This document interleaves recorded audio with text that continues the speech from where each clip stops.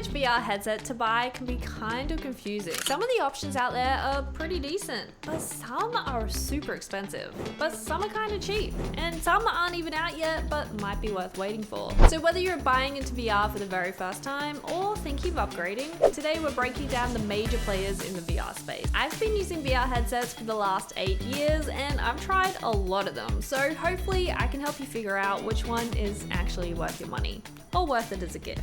Starting at the cheaper end, we have the Meta Quest 3S. This is a standalone VR headset, which means you don't need any computers or external sensors to run the headset. It's all mobile and everything is built in, including the battery. You just download the game straight onto the headset, and there's a pretty large library of games, including a ton of free ones. Now, the Quest 3S is considered a budget Quest 3, but it only has a few differences. It has the same Snapdragon processor and 8GB of RAM as the Quest 3, but where it differs is the lenses. The Quest 3 has Fresnel lenses that are at a lower resolution, which is 1832 by 1920 pixels per eye, whereas the Quest 3 has 2064 by 2208 pixels per eye. So while graphically the Quest 3 and 3S can produce the same quality, what you actually see through the lenses will be at a lower resolution. And this is probably the most defining factor on whether you would buy the Quest 3 or the Quest 3S. Now, the Quest 3S does also have full color pass-through, so you can see your real world environment when in VR,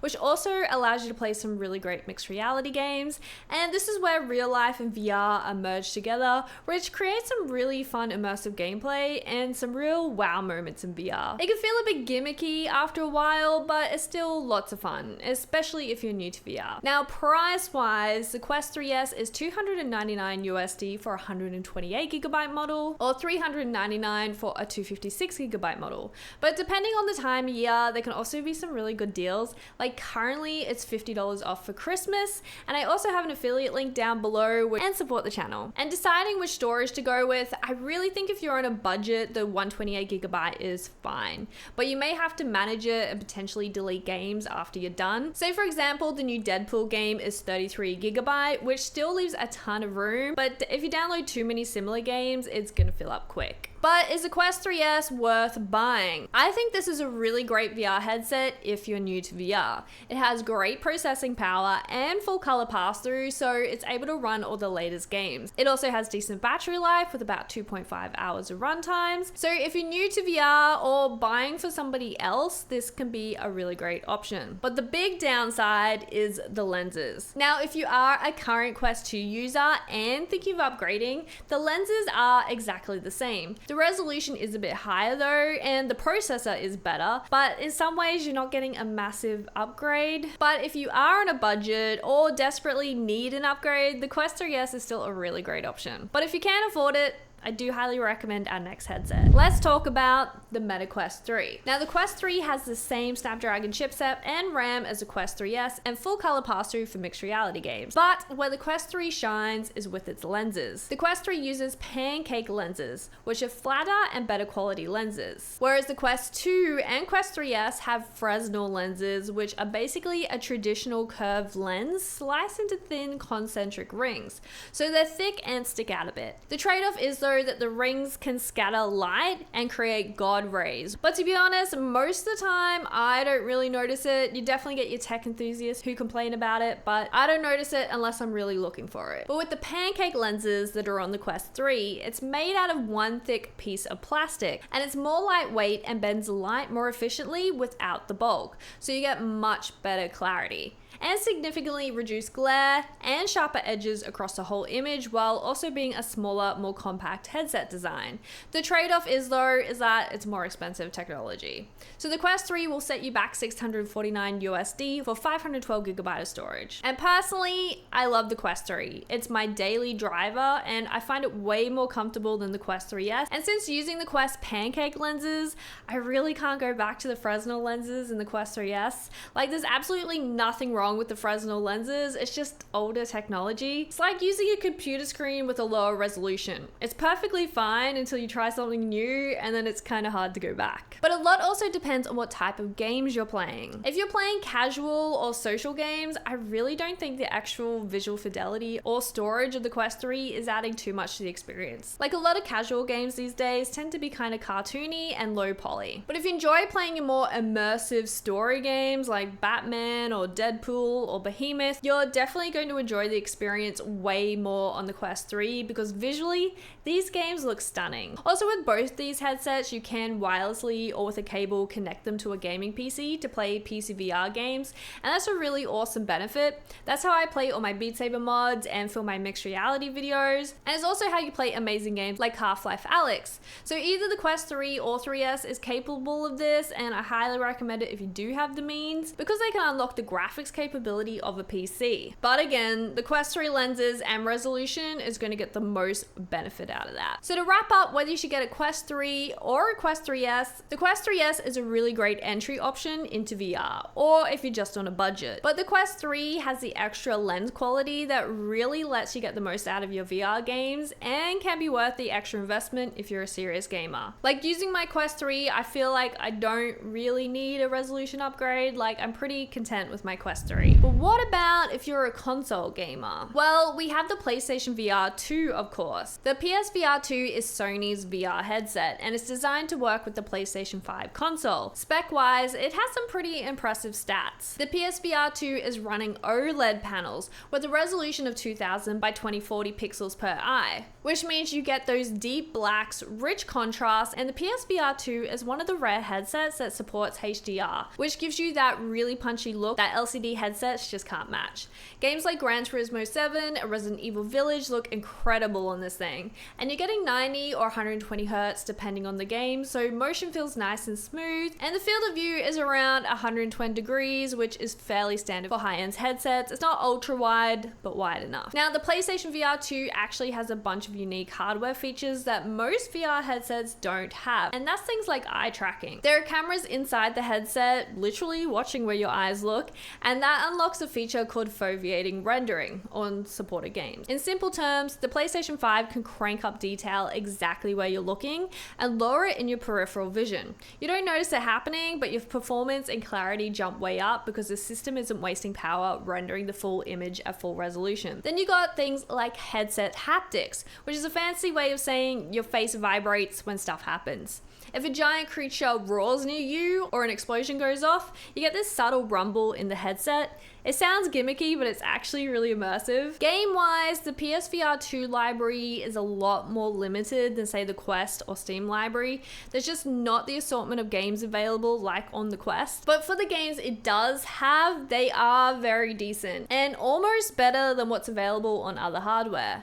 Most notably, there's the exclusive titles like Horizon Zero Dawn or Gran Turismo, and these look great on the PlayStation VR 2. There's also games like Hitman, which have been really well optimized for the PlayStation VR 2. I will say though, not all games will be released on the PSVR. It's up to the game developers to launch on PlayStation, and because of its smaller user base, some games just never release on the headset, or it takes them months and months to come to the console, and some games have even stopped being supported. Beat Saber announced a while ago that they are no longer releasing updates or multiplayer on the PlayStation VR, which is very disappointing. So that's something to keep in mind. I know a lot of you have watched my videos and want to play Beat Saber for yourself, but if you want to play in the PlayStation VR version, it's just not getting any more updates or music packs or anything. It's very sad. But my personal opinion on the PlayStation VR 2 that I might get some hate for is I just don't like the comfort of the headset. I find it very clanky and bulky. I just don't like using it. It's made out of like a light plastic, but there's a lot of it, so it just kind of feels claustrophobic, and that's my real gripe with the headset. It just doesn't feel nice to use. But please don't come at me, fanboys. It's just my opinion. But in saying that, there's a lot of people who absolutely love this headset. If you are already in the PlayStation ecosystem, this can be a really great buy, especially when some flat screen games like No Man's Sky have additional VR support. But if you don't already own a PlayStation 5, the Quest 3 or 3S is probably a better buy. The PSVR 2 has gone down in price a lot since since launch.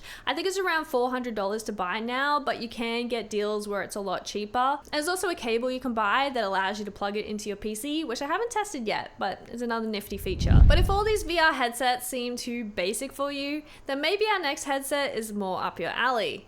And that is the Bigscreen Beyond. Now, a little while ago, Bigscreen released the Bigscreen Beyond 2, which I've not tried. And if you want me to review the Beyond 2, let me know so I can try sell a kidney or something to buy one, because these headsets are expensive. But are they worth it? Well, for now, I've only reviewed the discontinued Bigscreen Beyond 1, which is somewhat similar to the 2. So I'll be using that experience to share my opinion. Now, there's some important things you do need to know about the Bigscreen Beyond 2. It's not a standalone headset. It's not casual, and it's absolutely not for beginners. But if you're a PCVR person, this one is next level. So spec-wise, the Beyond 2 is running dual micro OLED displays, each at 2560 by 2560 pixels per eye, which is an extremely high resolution. And because they're micro OLED, you get ridiculously deep blacks, insane contrast, and vibrant colors. And it makes everything look crystal clear, especially small details and text. It also has a field of view of around 116 degrees diagonally,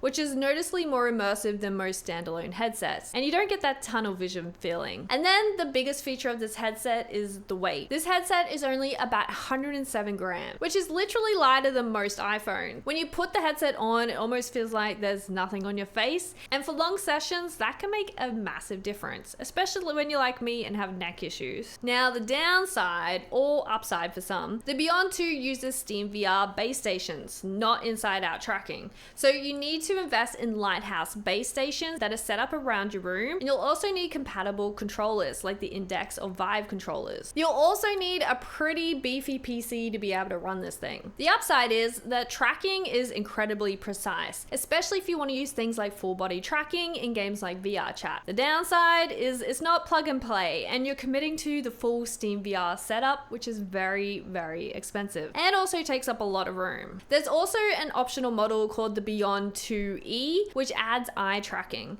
and that opens up the door for things like foveated rendering or better social presence in games like VR Chat and future games that want to use eye-based interaction. One thing worth mentioning, the Beyond 2 doesn't come with an audio strap by default. You can buy one, but out of the box it's just the headset. You'll need some sort of headphones to get audio on this thing, so you'll need to factor that into the cost, because once you add the base stations, the controllers, and audio, maybe a PC, the price definitely climbs.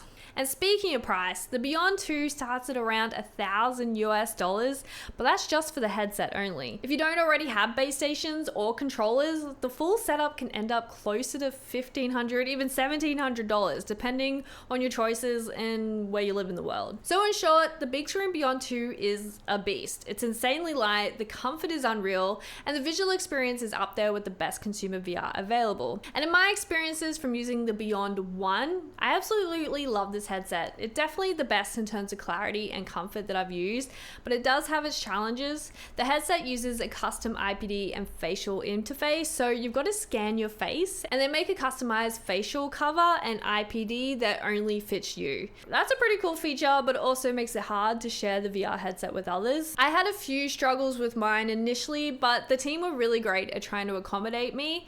For example, my eyelashes kept touching the screen, which caused smudges, but then they made me a bigger kind of interface, which is when I started to get a bit of glare. And I think that's a common criticism of these headsets, that glare can be a factor. I also had trouble running it at times on my older PC, which had a 3080 GPU.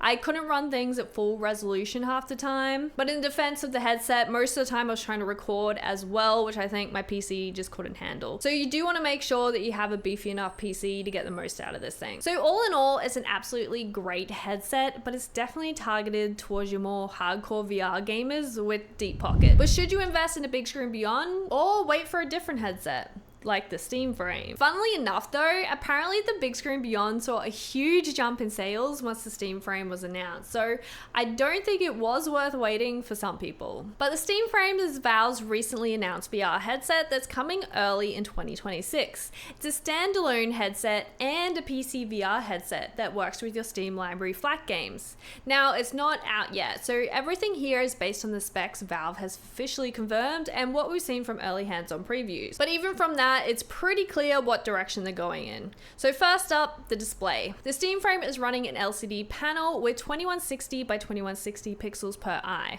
So slightly sharper than the Quest 3, but lower than the Bigscreen Beyond. It's using LCD panels rather than the OLED, which some people are upset about. Next is the chipset, and this is where things get interesting. Valve's using a Snapdragon 8 Gen 3, which is significantly more powerful than the XR Gen 2 in the Quest 3 and 3S.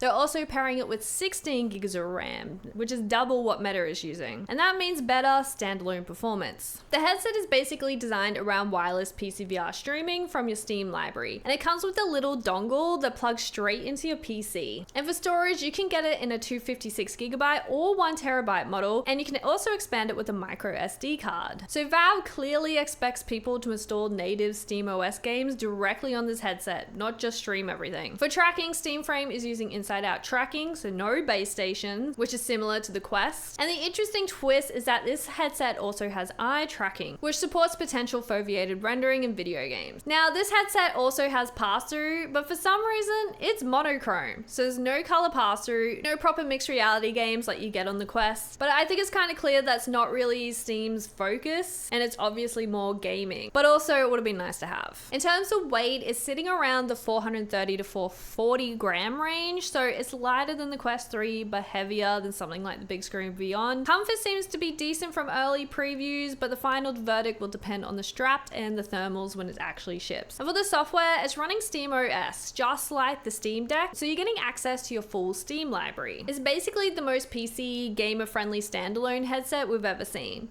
And the big question is price. We still don't know.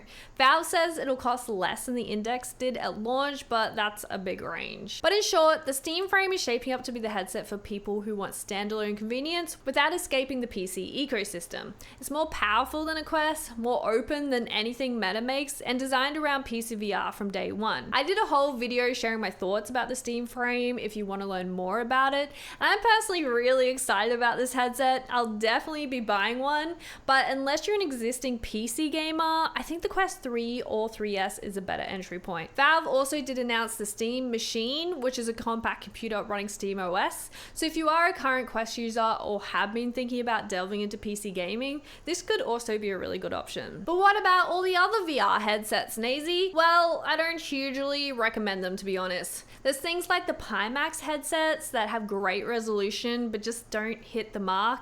And I hear they're great for sim racing, but I recommend you go watch some YouTubers who specialize in that stuff because I'm not one of them. There's also things like the Pico, which I think is really cool, but they're just not available in Australia or America, so I've never properly used one.